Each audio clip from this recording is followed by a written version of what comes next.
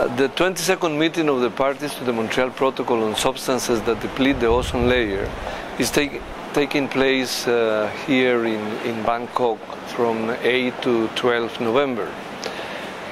We have representatives of 196 governments participating in this meeting. The Montreal Protocol is the only multilateral environmental agreement that has achieved universal ratification.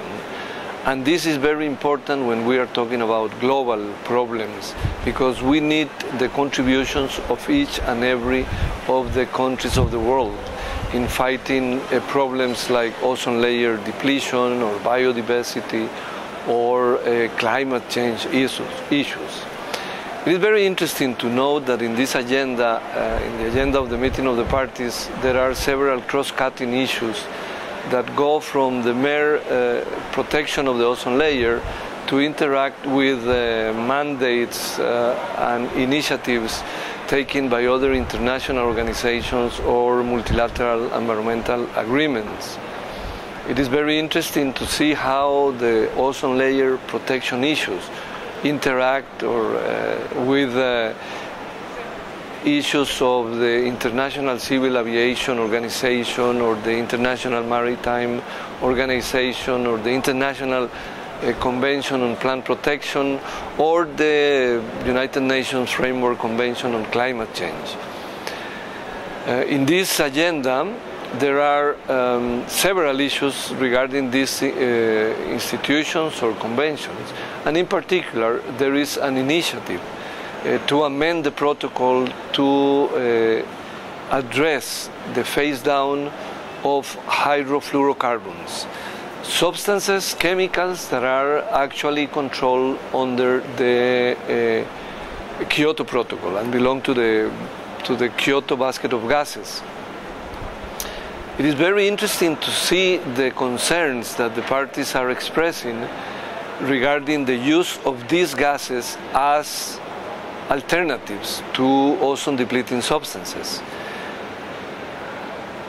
If the Montreal Protocol continues to use those gases to substitute ozone-depleting substances, then the Montreal Protocol may lose some of the extraordinary gains that the parties have done, not only phasing out ozone-depleting substances, but also phasing out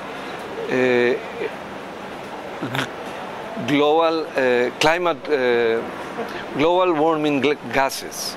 The Montreal Protocol is well recognized now as a contributor to eliminate, to reduce the use or the emissions of global warming gases. And in fact, it is documented that the Montreal Protocol has already averted the emissions of the order of 135 gigatons of CO2 equivalent, which is equivalent to 10 to 11 gigatons per year over the last 20 years. This is an amazing, this is an extraordinary achievement, and it has been done by the parties of the Montreal Protocol while phasing out the substances that deplete the ozone layer. And I repeat, those substances were also global warming gases. As a conclusion, these amendments that the parties are discussing represent another opportunity, according to some parties, to the Montreal Protocol to further contribute to eliminate greenhouse gases that otherwise would be facing